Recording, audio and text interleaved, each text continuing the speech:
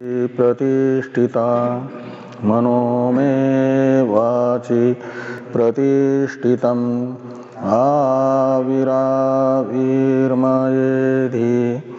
वेदस्य मानिस्थ श्रुतं मे मा प्रहासि व्रणेनाधीतेनाहोरात्रां संदधामि ऋतं वदिष्यामि सत्यं वदिष्यामि तन्मामवतु तद्वक्तारमवतु अवतु माम् अवतु वक्तारम् अवतु वक्तारम्। ॐ शान्ति शान्ति शान्तिः। शंकरं शंकराचार्यं केशवं बादरायणं सूत्रभाष्य कृतो वन्दे भगवन्तो पुनः पुनः। ईश्वरो गुरुरात्मेति मूर्तिभेद विभागिने व्योमवद्व्याप्तदेहाय दक्षिणामूर्तये नमः। ॐ शान्ति शान्ति शान्तिः।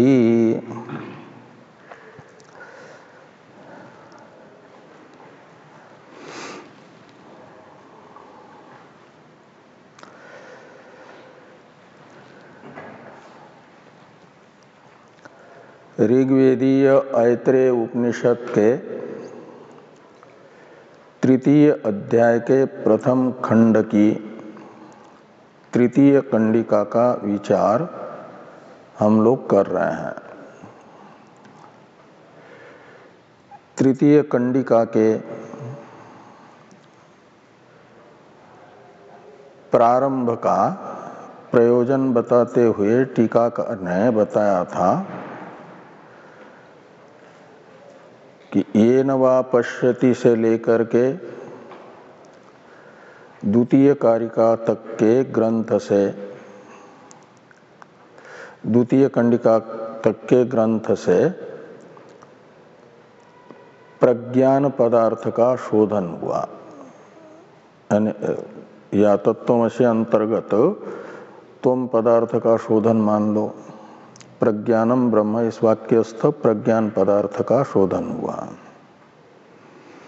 तो ये जो शोधित त्वमर्थ है यानी आत्मा है,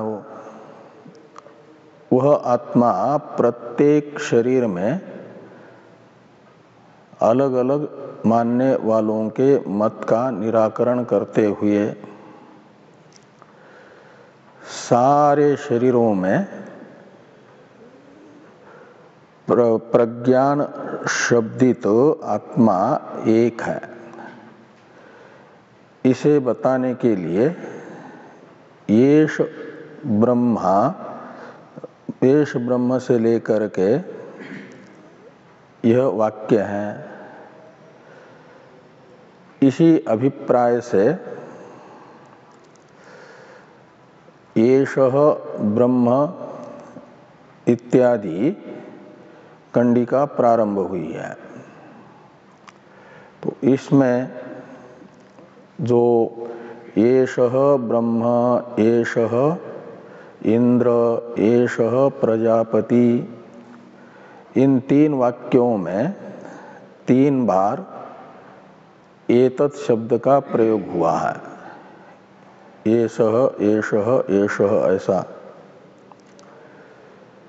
इनमें से प्रथम येषः शब्द तो स्पष्ट है, प्रज्ञान रूप आत्मा को बता रहा है और उस प्रज्ञान रूप आत्मा का ब्रह्म शब्दित अपर ब्रह्म के साथ ऐक्य बता रहा है येषः ब्रह्म यहाँ पर जो सामानाधिकरण्य है, येष शब्द और ब्रह्म शब्द का समानाधिकरण प्रयोग बता रहा है। ब्रह्म शब्द से यहाँ पर ग्राह्य जो अपर ब्रह्म है हिरण्यगर्भ, वह और येष शब्द प्रकृत अर्थ का परामर्शक है। प्रकृत है प्रज्ञान रूप आत्मा। इस प्रज्ञान रूप आत्मा का हिरण्यगर्भ के साथ अभेद, येषः ब्रह्म इन दो पदों में जो सामानाधिकरण्य है वो बताएगा। तो प्रज्ञानात्मा जो जिज्ञासु के कार्यक्रम संघातस्थ बुद्धिवृत्तियों का साक्षी है, वही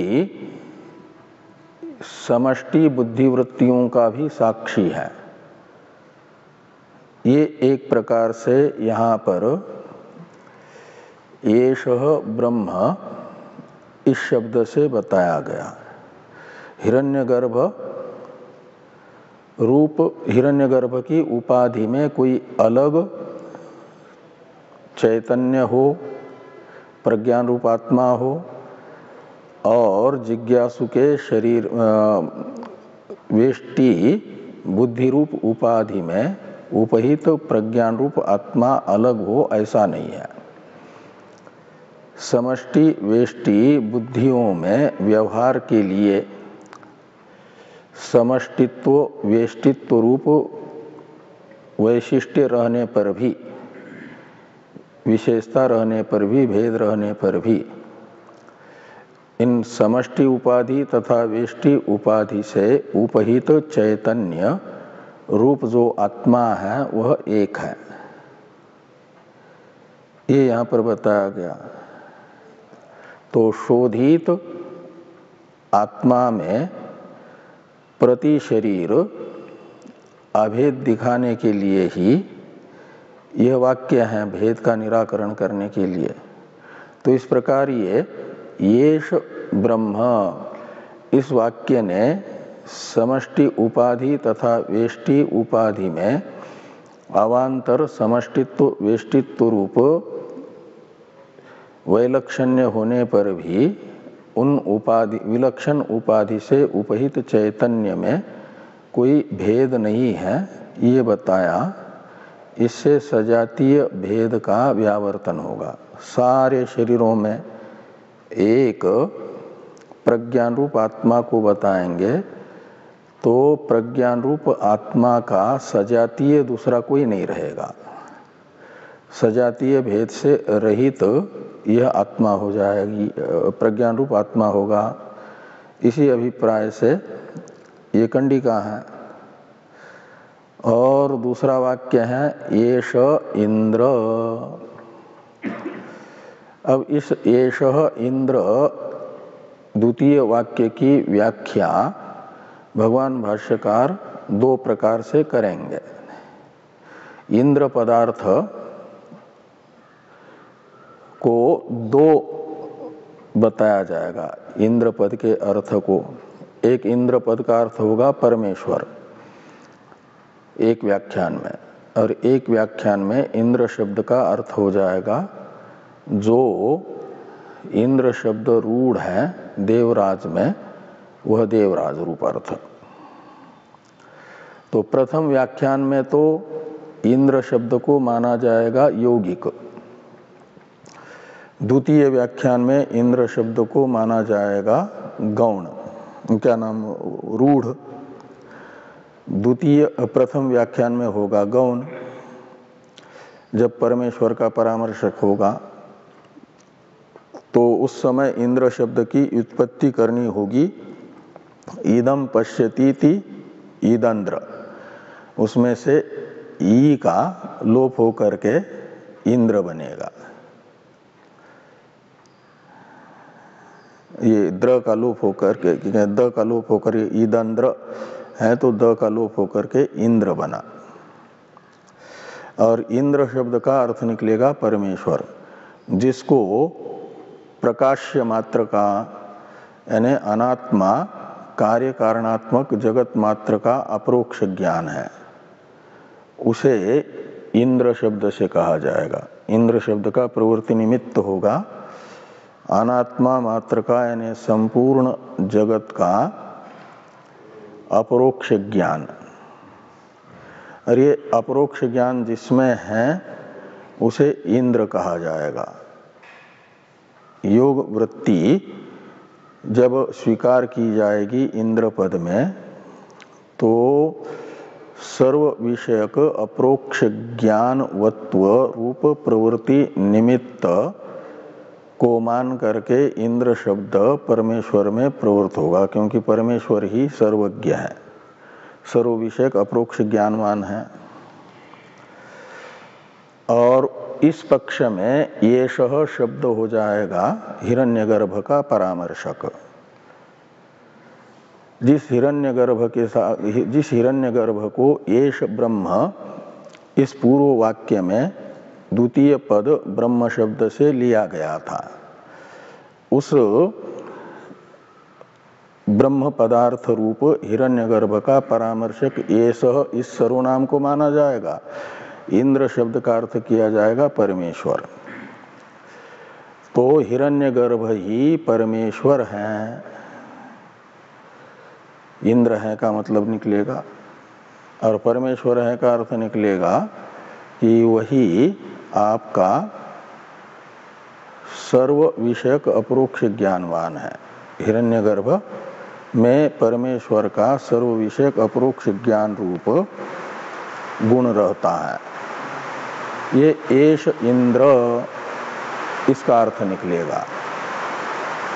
अब ये जो येषः प्रजापति और इंद्र शब्द का जब प्रसिद्ध रूढ़ अर्थ लेंगे तो उस समय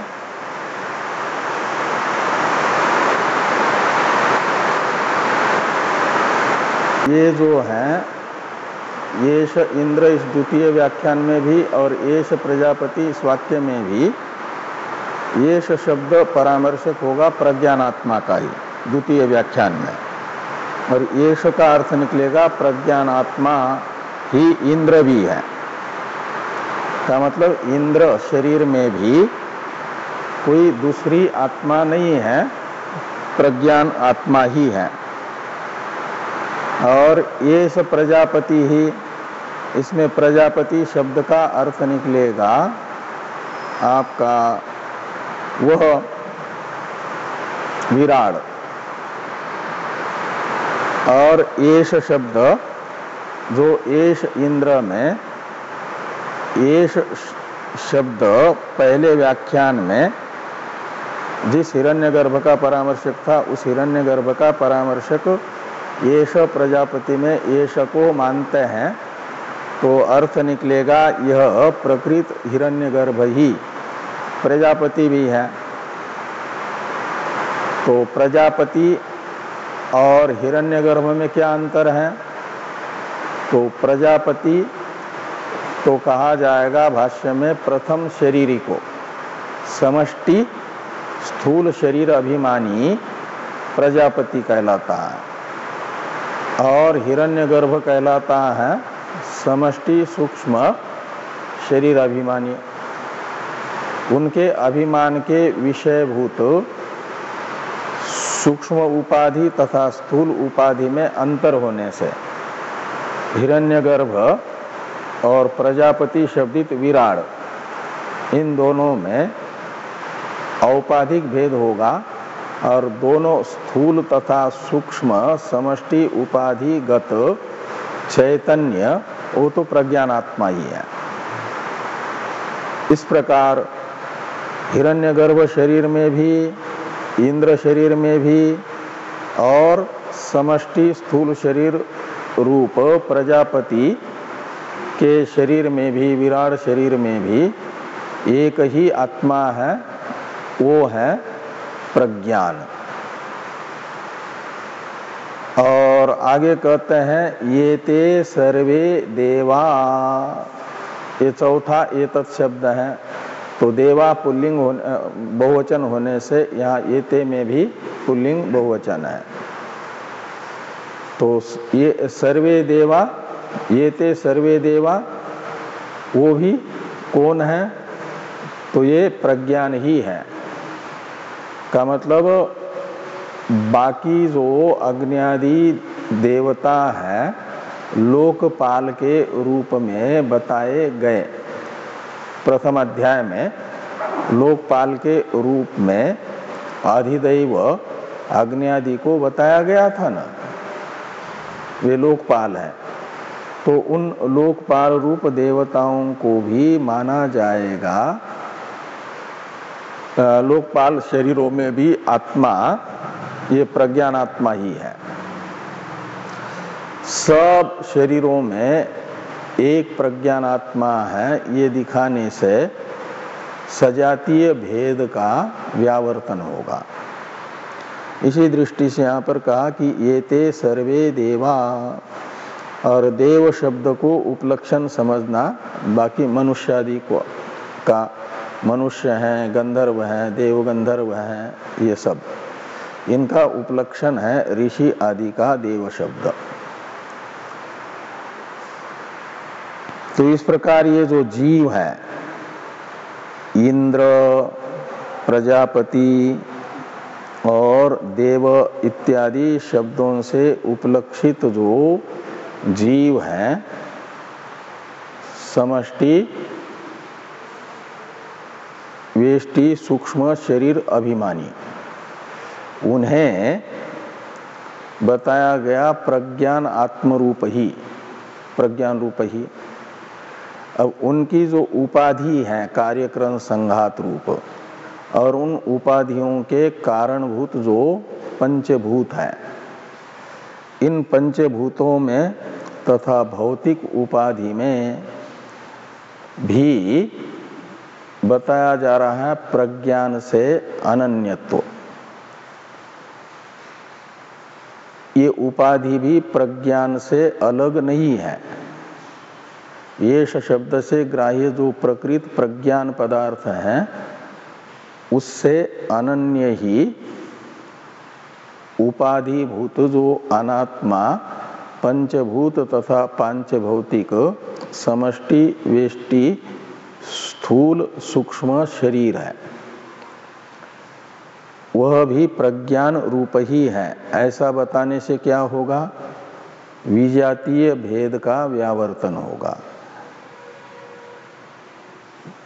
तो उपक्रम में ऐत्रेय उपनिषद के आत्मा को सजातीय विजातीय स्वगत भेद रहित बताया है ना। तो ये ते सर्वे देवा यहाँ तक के ग्रंथ से, ये सब ब्रह्म से लेकर के सजातीय भेद का व्यावर्तन श्रुति ने बताया कि वह विजातीय भेद, सजातीय भेद से रहित है। अब इमानी च पंच महाभूतानि से लेकर के आगे वाला जो ग्रंथ है वह विजातीय भेद का व्यावर्तन करने वाला है, इसे बताया जा रहा है। तो इमानी च पंच महाभूतानि, तो इमानी पंच महाभूतानि, इसमें ईमानी शब्द का प्रयोग करके बताया गया कि दृश्य रूप जो पंचभूत हैं, तो दृश्य होने से अनात्मा है, तो अनात्मा जो पंचभूत है वे कौन कौन हैं? तो उन पंचभूतों के नाम बताए, पृथ्वी, वायु, आकाश, आपो और ज्योतिषी। तो इसमें पृथ्वी, वायु, आकाश, आप, इनका अर्थ तो प्रसिद्ध ही है, और ज्योति शब्द से लेना अग्नि को, तेज को। तो इस प्रकार ये पांच भूत है। इति एतानि, यानी यह पांच भूत हैं जो अनात्मा है और इनकी भी सत्ता प्रज्ञान से अलग नहीं है, प्रज्ञान में ही ये कल्पित है। तो यहाँ पर ये ईमानी च भूतानी शब्द से ईमानी और एतानी ये दोनों सर्वनाम बता रहे हैं प्रज्ञान को। तो प्रज्ञान रूप पंचभूत है का मतलब यहाँ प्रज्ञान के साथ अभिन्न है ऐसा नहीं,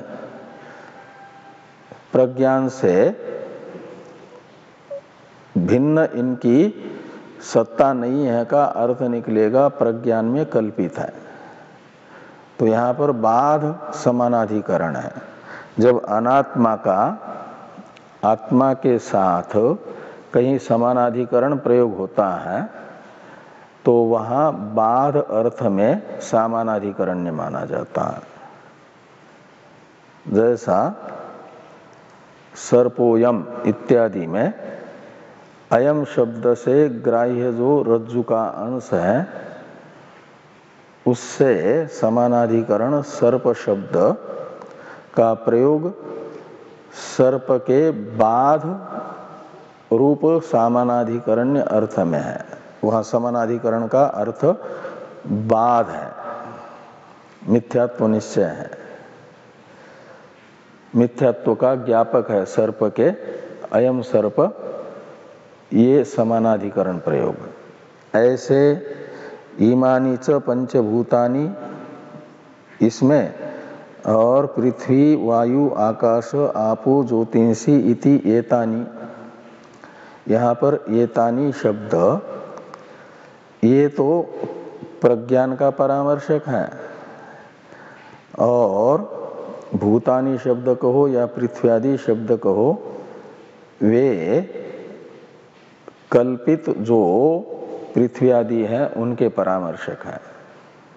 सर्पस्थानीय ये भूतादि होंगे और उनका समानाधिकरण प्रयोग ये बताता है कि बाध अर्थ में समानाधिकरण्य है।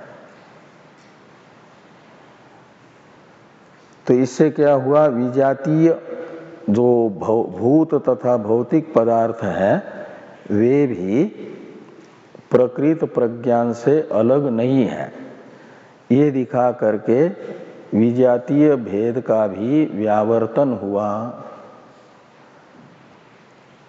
तो प्रकृत प्रज्ञान रूप आत्मा सजातीय विजातीय भेद रहित है, ये सिद्ध होगा। आगे कहते हैं कि ईमानी च शूद्र मिश्राणी इव। तो ईव शब्द को भगवान भाष्यकार बताएंगे कि ये अनर्थक निपात है, इसका कोई विशेष अर्थ नहीं है। अनर्थक का मतलब ये दृष्टांत अर्थ में या किसी अवधारण आदि विशेष अर्थ में नहीं है। कौन? ईव शब्द। वो कहाँ है ईव शब्द? शूद्र मिश्राणी ईव, यहाँ पर ईव है ना, अकसवर्ण दीर्घ से दीर्घ हुआ है, इसका कोई विशेष अर्थ नहीं निकलेगा। अन्यत्र दृष्टांतादि विशेष अर्थ ईव शब्द का निकलता है, वो यहाँ पर नहीं है। तो ईमानी च शूद्र मिश्राणी, इसमें शूद्र मिश्र में हो गया तृतीया तत्पुरुष समास। शूद्रई ही मिश्राणी इति शूद्र मिश्राणी, और मिश्र शब्द का अर्थ है सहित, इसलिए शूद्र मिश्राणी का अर्थ निकलेगा शूद्र सहितानी। और शूद्र शब्द का अर्थ होता है अल्प, निकृष्ट। तो सर्पादि जो योनिया है ये निकृष्ट सहित है। तो निकृष्ट बिल्कुल तो है स्थावर, और सर्पादि है जंगम भी है ना, जंगम कोटि में भी आते हैं, और पैर आदि न होने से शूद्र कोटि में भी आते हैं, निकृष्ट कोटि में भी आते हैं, इसलिए इनको कहा जाता है क्षुद्र मिश्र। तो यानी अल्प अर्थात निकृष्ट योनि सहित ये जो सर्पादि योनियां हैं,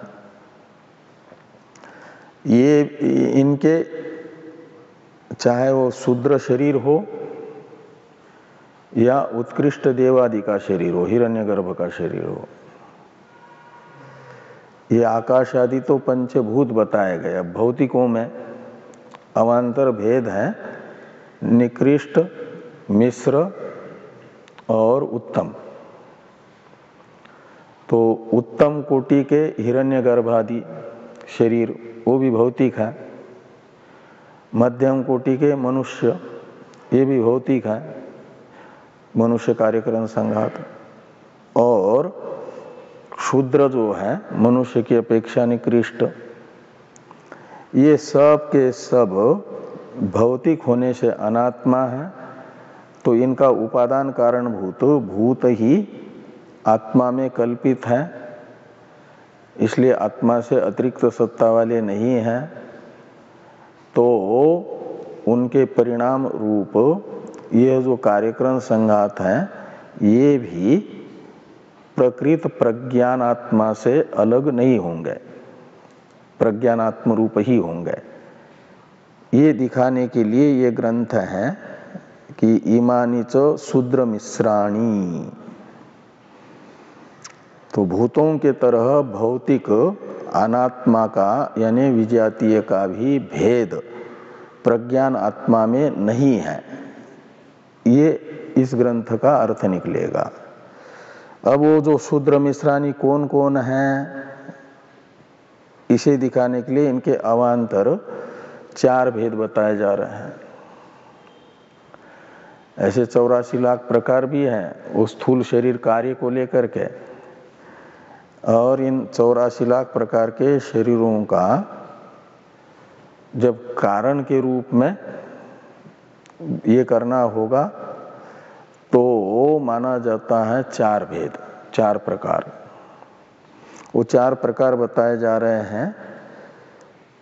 शूद्र मिश्राणि इव, और आगे कहते बीजानी, यानी ये केवल कार्य रूप ही नहीं है, कारण रूप भी है। पूर्व के प्रति पूर्व के कार्य हैं तो अपने से उत्तरवर्ती के कारण भी बन जाते हैं। ये जितनी भी प्रजा है यानी शरीर हैं, वे अपने से पूर्ववर्ती अपने पितादि के कार्य हैं और पुत्रादि के कारण हैं। इसलिए शूद्र मिश्राणि का ही एक विशेषण है बीजानी। तो ये कार्य रूप भी है और कारण रूप भी है।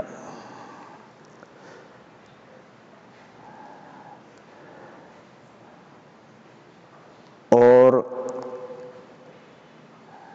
इनका ये जो शरीर है इनका परस्पर वैलक्षण्य है, इसे दिखाने के लिए इतराणि च ये शब्द प्रयोग है। इतराणि च का अर्थ निकलेगा परस्पर विलक्षण। शरीरों में तो परस्पर भेद है, वैलक्षण्य है का मतलब, लेकिन परस्पर भिन्न जो ये शरीर हैं, भौतिक कार्य हैं, उनका अधिष्ठान भूत प्रज्ञान आत्मा के साथ भेद नहीं है। अध्यस्त शरीरों का तो परस्पर भेद है और अधिष्ठान भूत प्रज्ञान आत्मा के साथ सबका अभेद है, क्योंकि अध्यस्त की सत्ता अधिष्ठान से अलग नहीं होती है। इस अभिप्राय से यहाँ पर बताया गया कि इतराणि च आगे हैं इनके अवान्तर 4 भेद बताने के लिए अंडजानी एक भेद है। तो ये जो शूद्र मिश्राणि है इनके अवान्तर 4 भेदों में पहला भेद है अंडज। तो सर्पादि है अंडज, ये अंडे से उत्पन्न होते हैं। तो पूर्व अपने माता के द्वारा प्रदत्त अंडे से ये वर्तमान शरीर निकलता है सर्पादि का, और इनसे निकलने वाले अंडों से उनके बच्चे रूप वो निकलते, इसलिए बीज भी है उत्तर के प्रति और पूर्व के प्रति कारण भी है ये। तो अंडज है। अंडाज जातानी इति अंडजानी, और जारुजानी, जारुज है मनुष्य शरीर आदि, और स्वेदज है जुए आदि, और उद्भिज है वृक्ष आदि। इस प्रकार ये 4 प्रकार के जो शरीर है ये कार्य कारण उभय रूप है। कार्य कारण उभय रूप होने पर भी ये आत्मा प्रज्ञान आत्मा से अनन्य है, और उनमें अनन्यत्व है इनके स्वरूप का बाध करके। प्रज्ञान आत्मा से अनन्यत्व है यानी अभेद है।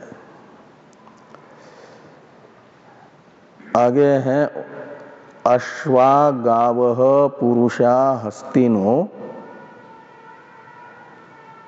यत्किंच प्राणी। तो अश्व हैं, गायें हैं, पुरुष यानी मनुष्य हैं, हाथी हैं, ये सब जो है इनसे उपलक्षित 84 लाख प्रकार के शरीर जो भौतिक है, ये सब के सब प्रज्ञानात्मा से अनन्य है, प्रज्ञानात्मा से भिन्न नहीं है, प्रज्ञानात्म रूप ही है। इनके स्वरूप का बाध करके प्रज्ञानात्म रूपता है इनमें। और आगे कहते हैं यत् किंच इदम प्राणी, जो कोई भी प्राणी मात्र है, यानी प्राणी मात्र की उपाधिभूत कार्यकरण संघात है, चाहे वो जंगम हो, जंगम कहा जाता है पैर से चलने वाले को, पतत्री कहा जाता है आकाश मार्ग से गमन करने वाले पक्षी, आकाश में उड़ने वाले, और यच्च स्थावरम, स्थावर है वृक्ष आदि, ये कहते हैं तत्सर्वम। ये सब का सब कैसा है? तो प्रज्ञा नेत्रम, वो प्रज्ञा नेत्र है। तत्सर्वम प्रज्ञा नेत्रम। तो प्रज्ञा शब्द से यहां पर लेना है जो प्रकृत शोधित त्वमर्थ, प्रज्ञानात्मा। प्रज्ञा शब्द यहाँ प्रज्ञानात्मा का परामर्शक है। और नेत्र शब्द की करण अर्थ में व्युत्पत्ति करते हैं नीयते अनेन इति नेत्रम, ऐसी नीय प्रापणे धातु से स्ट्रन प्रत्यय करण अर्थ में। तो नेत्र शब्द का अर्थ निकलता है आत्मलाभ कराने वाला, सत्ता देने वाला और प्रेरणा देने वाला। सत्ता देने वाला तथा प्रेरणा देने वाले को कहा जाता है आत्मलाभ कराने वाला। और वो आत्मलाभ कराने वाला कौन है? ये प्रज्ञान। यदि चेतन न हो तो कठ श्रुति ने कहा ना, कह एव अन्यात् कह प्राण्यात् यद एष आनंद आत्मा न स्यात्। यदि ये आकाश आनंद स्वरूप आत्मा न हो, तैत्रीय में आता है शायद, तो कौन प्राणन तथा अपानन क्रिया करेगा? का मतलब प्राणन अपानन आदि क्रियाएं अर्थात अनात्मा मात्र का जो व्यापार है वह नहीं हो पाएगा इसके बिना। इसलिए अनात्मा की सत्ता की सिद्धि होती है, जिससे उसे कहा जाएगा प्रज्ञा नेत्र। इससे बताया गया कि कार्य मात्र के उत्पत्ति का अधिष्ठान ये प्रज्ञा पदार्थ है, और प्रज्ञान प्रतिष्ठितम से बताया गया स्थिति का हेतु। ये प्रज्ञान ही आत्मलाभ करा करके कार्य को, कार्य की स्थिति का हेतु बना हुआ है। तो प्रज्ञा नेत्रम इस सामासिक पद में पूर्व पद जो प्रज्ञा है इसका जो अर्थ निकलेगा वही प्रज्ञाने प्रतिष्ठितम इस वाक्य में सप्तम्यंत प्रज्ञान शब्द का अर्थ है। और वो प्रज्ञान शब्द यहाँ पर अधिष्ठान को बता रहा है। अधिष्ठान है चैतन्य, शुद्ध चैतन्य। तो चैतन्य ही, प्रज्ञान आत्मा ही, चिदात्मा ही उत्पत्ति का अधिष्ठान है, यानी उत्पत्ति के समय जगत का अधिष्ठान है। और प्रज्ञाने प्रतिष्ठितम से बताया गया जगत की, उत्पन्न हुए जगत की स्थिति का भी हेतु यानी अधिष्ठान कहाँ है, कौन है? आपका प्रज्ञान ही है। तो उत्पत्ति, स्थिति और लय के समय ये सारा जगत प्रज्ञान में ही कल्पित है। ये एक प्रकार से यहाँ पर बताया जा रहा है। और प्रज्ञानेत्रो तत्सर्वम प्रज्ञानेत्रम ये पहले था, अब है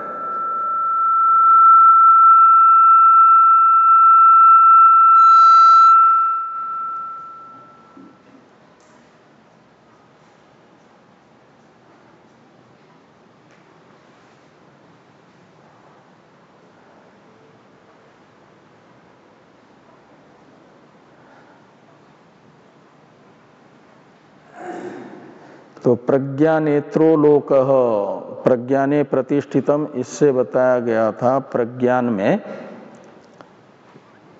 ही उत्पत्ति के समय अवस्थित है। और प्रज्ञानेत्र से बताया जा रहा है, बताया गया कि स्थिति काल में भी प्रज्ञान में प्रतिष्ठित है। प्रज्ञानेत्रो लोकः, ये जो लोक है प्रज्ञानेत्र है, यानी प्रज्ञान से ही सब व्यापार है, यानी प्रज्ञान से इनकी स्थिति है। और आगे है प्रज्ञा प्रतिष्ठा, ये लयाधार को बताता है। प्रज्ञा प्रतिष्ठा, ये प्रज्ञाने प्रतिष्ठितन ने उत्पत्ति हेतुत्व बताया, प्रज्ञानेत्र लोक ने स्थिति हेतुत्व बताया, और प्रज्ञा प्रतिष्ठा लय हेतुत्व बताता है। यानी उत्पत्ति, स्थिति, लयाधिष्ठानत्व जगत का प्रकृत प्रज्ञान पदार्थ में है, ये यहाँ पर बताया गया।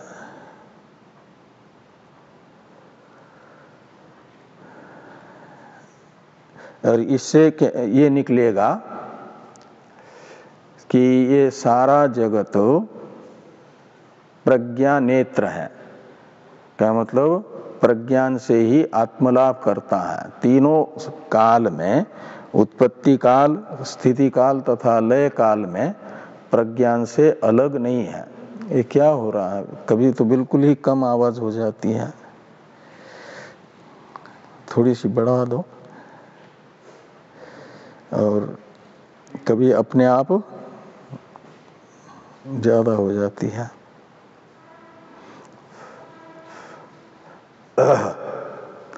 ये दूसरा घूम गया शायद कि यही है। तो प्रज्ञा प्रतिष्ठा, आगे है प्रज्ञानम ब्रह्म, ये महावाक्य। तो जिस कारण से प्रज्ञान ही अनात्मा मात्र के उत्पत्ति, स्थिति, लय का हेतु है। तो तैत्रीय श्रुति ने कहा कि ये तो वा इमानि भूतानि जायन्ते ये न जातानि जीवन्ति यत् प्रयन्ति अभिसंविशन्ति तद विजिज्ञासस्व तद ब्रह्म। ये ब्रह्म का तटस्थ लक्षण बताया था ना। तो ब्रह्म का तटस्थ लक्षण प्रज्ञान में समन्वित होने से क्या माना जाएगा? अर्थात प्रज्ञान ही सजातीय विजातीय भेद रहित होने से और निरवय होने के कारण स्वगत भेद रहित भी है। तो ये सब तो सजातीय विजातीय स्वगत भेद राहित्य एक ब्रह्म में ही होता है। यदि प्रज्ञान अलग होगा और ब्रह्म अलग होगा, यानी शोधित त्वमर्थ अलग होगा और ब्रह्म पदार्थ यदि अलग होगा तो सजातीय भेद सिद्ध नहीं होगा ना। फिर ब्रह्म भी चेतन है और प्रज्ञान भी चेतन है और ये दोनों अलग अलग है यदि तदर्थ, तो सजातीय भेद की सिद्धि नहीं हो पाएगा, सजातीय भेद का व्यावर्तन नहीं हो पाएगा, सजातीय भेद ही रहेगा। इसलिए माना जाएगा कि प्रज्ञान जिस कारण से सजातीय विजातीय स्वगत भेद रहित हैं और ब्रह्म के तटस्थ लक्षण से उपलक्षित हो रहा है, उस कारण से प्रज्ञान ही ब्रह्म है, यानी शोधित तदर्थ है। तो प्रज्ञानम ब्रह्म ये महावाक्य बताएगा। प्रज्ञान है शोधित अहमर्थ, जो जानने वाला है उसे शोधित अहम अर्थ के रूप में लेगा, और ब्रह्म है सजातीय विजातीय स्वगत भेद रहित अपरिछिन्न तत्व। ब्रह्म तो अपरिछिन्न अर्थ को बताता है ना। तो इस प्रकार ये अपरिछिन्न मैं हूं का मतलब सजातीय विजातीय स्वगत भेद रहित मैं हूं। ये प्रज्ञानम ब्रह्म इस वाक्य का अर्थ निकलेगा। जगत अधिष्ठान सजातीय विजातीय स्वगत भेद से रहित ब्रह्म मैं हूं, ये महावाक्य अर्थ होगा प्रज्ञानम ब्रह्म का। इस प्रकार ये जो आपका तृतीय कंडिका रूप ग्रंथ है मूल में, इसका विचार संपन्न होता है। अब भाष्य है येष ब्रह्म, ये प्रथम वाक्य है, इसकी व्याख्या भाष्य में आ रही है। तो टीकाकार ने लिखा कि तद व्याचष्टे, शोधित प्रज्ञान पदार्थ का विजातीय भेद व्यावर्तन करने वाला, विजातीय भेद का व्यावर्तक जो वाक्य है येष ब्रह्म इत्यादि, कहाँ तक का? सर्वे देवा तक का। तो ये से लेकर के सर्वदेवा यहाँ तक का ग्रंथ है विजातीय भेद का व्यावर्तक, सजातीय भेद का व्यावर्तक। उसकी व्याख्या भगवान भाष्यकार कर रहे हैं। तद व्याचष्टे का अर्थ निकलेगा तो ये स प्रज्ञान रूप आत्मा ब्रह्म, यानी अपरम ब्रह्म का विशेषण है अपर ब्रह्म।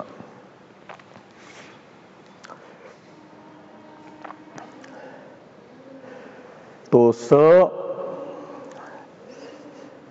येषः, तो स शब्द मूल में तो नहीं है, भाष्य में है। इस स शब्द का अर्थ कर दिया टिप्पणी में टिप्पणीकार ने बुद्धिस्थ, स यानी बुद्धिस्थ, और एष शब्द का अर्थ कर दिया समीपवर्ती। तो स शब्द का अर्थ निकला बुद्धिस्थ, यानी कौन से बुद्धिस्थ? तो समष्टि बुद्धिस्थ, समष्टि बुद्धिस्थ है अपर ब्रह्म। इसलिए ये स शब्द का जो अर्थ है समष्टि बुद्धिस्थ, उसे ध्यान में रख करके ब्रह्म पद का अर्थ करते समय भगवान भाष्यकार ने ब्रह्म का विशेषण जोड़ दिया अपरम। और येष शब्द का अर्थ है समीपवर्ती, वो समीपवर्ती है प्रज्ञान पदार्थ शोधित तोमर्थ बन करके। जिज्ञासु का तो अहमर्थ होगा और उपदेश वाक्य में तोमर्थ कहा जाएगा।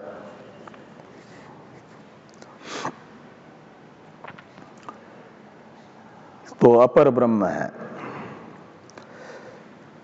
तो अपर ब्रह्म कौन होता है? तो अपर ब्रह्म का स्पष्टीकरण करते हुए कहते हैं कि सर्व शरीरस्थ या सर्व शरीर रथ, ऐसा छपा है ना, सर्व शरीरस्थ ये होना चाहिए।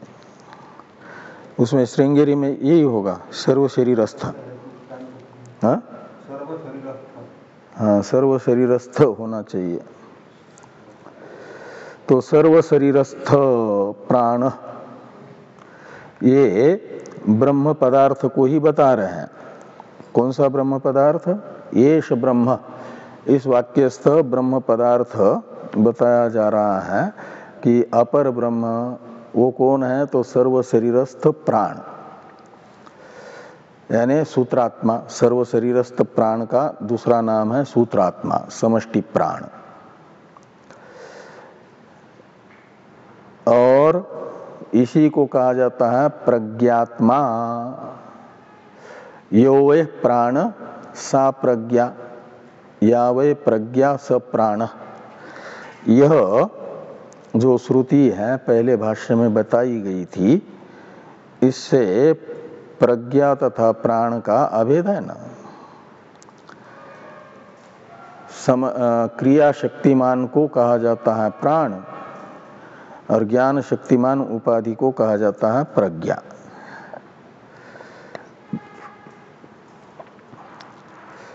तो सर्व शरीरस्थ जो ज्ञान शक्ति तथा क्रिया शक्ति रूप उपाधि है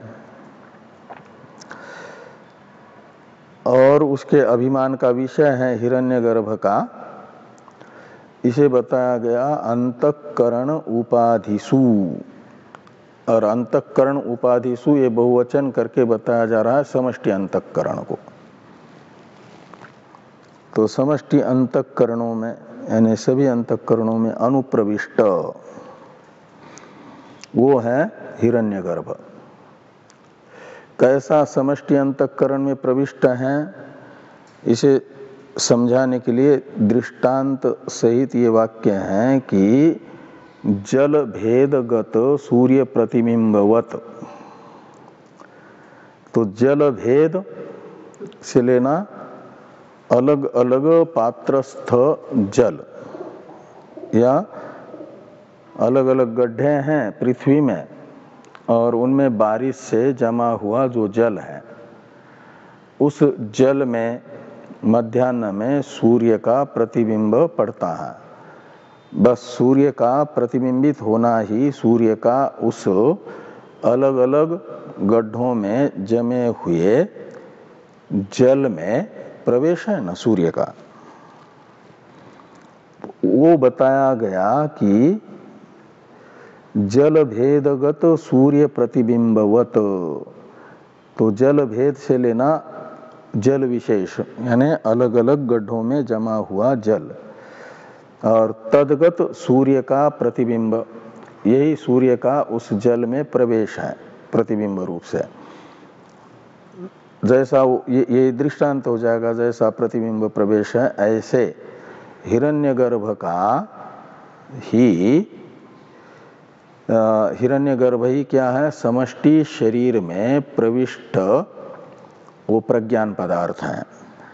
प्रज्ञान का समष्टि बुद्धि में जो प्रतिबिंब है, उस प्रतिबिंब को ही कहा जाएगा प्रज्ञान। हिरण्यगर्भ, तो हिरण्यगर्भ प्राण प्रज्ञात्मा, उस हिरण्यगर्भ को ही प्राण प्रज्ञात्मा शब्द से कहा गया है। एष ब्रह्म, इस वाक्य का ये व्याख्यान हो रहा है।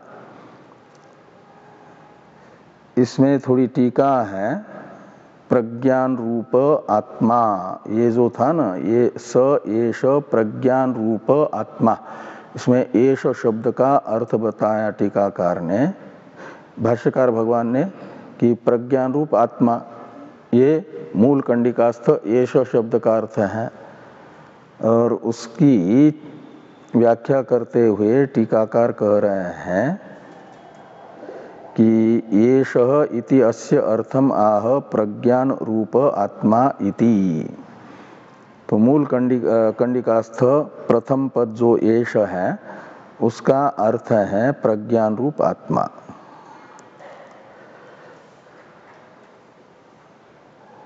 और ब्रह्म शब्द का अर्थ कर दिया अपर ब्रह्म यानी हिरण्यगर्भ।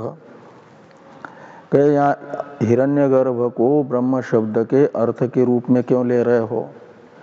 एष ब्रह्म में उत्तर पद जो ब्रह्म है, इस ब्रह्म शब्द का मुख्य ब्रह्म ही अर्थ करो। शोधित त्वमर्थ रूप प्रज्ञान में जो एष शब्द से परामृष्ट प्रज्ञान रूप आत्मा है, उसमें मुख्य ब्रह्म रूपता बता दो, निर्विशेष ब्रह्म रूपता को ही बता दो। बताने वाला एष पद है, ये मान लो, यानी ब्रह्म शब्द का शुद्ध ब्रह्म अर्थ करो। ये आग्रह यदि कोई करता है तो इसका निराकरण करते हुए कहा जा रहा है कि प्रज्ञानम ब्रह्म इति मुख्य ब्रह्मतायाः वक्ष्यमानत्वात् इह मूर्ध द्वारा अनुप्रविष्टम समष्टि लिंग शरीर अभिमानी हिरण्यगर्भ प्राण प्रज्ञात्मादि शब्दैहि तत्र तत्र उक्तम अपरम ब्रह्म उच्यते इत्याह अपरम इत्यादिना। तो ये कहते हैं प्रज्ञानम ब्रह्म, ये जो तृतीय कंडिका का ही अंतिम वाक्य आएगा, जो 4 प्रसिद्ध महावाक्य में से एक ऋग्वेदीय महावाक्य माना जाता है प्रज्ञानम ब्रह्म को। इस महावाक्य के द्वारा मुख्य ब्रह्मतायाः वक्ष्यमानत्वात्, तो एष शब्द से ग्राह्य जो प्रज्ञान पदार्थ है, शोधित त्वमर्थ, उसमें मुख्य ब्रह्म रूपता को बताया जाएगा प्रज्ञानम ब्रह्म इस महावाक्य के द्वारा। इसलिए इह यानी एष ब्रह्म, इस वाक्य में ब्रह्म शब्द का अर्थ लेना होगा हिरण्यगर्भ ही। इस अभिप्राय से लिखते हैं कि इह मूर्ध द्वारा अनुप्रविष्टम समष्टि लिंग शरीर अभिमानी हिरण्यगर्भ प्राण प्रज्ञात्मादि शब्दैहि तत्र तत्र उक्तम अपरम ब्रह्म उच्यते इत्याह अपरम इति, अपरम इत्यादि ना। तो इसलिए यहाँ पर तो यानी येष ब्रह्म इस उपक्रम वाक्य में, इस कंडिका के ब्रह्म शब्द से लिया जाएगा मूर्धा द्वारा सब शरीरों में अनुप्रविष्ट जो समष्टि सूक्ष्म शरीर अभिमानी हिरण्यगर्भ है, वह मूर्धा द्वारा इस शरीर में, स्थूल शरीर में प्रविष्ट हुआ।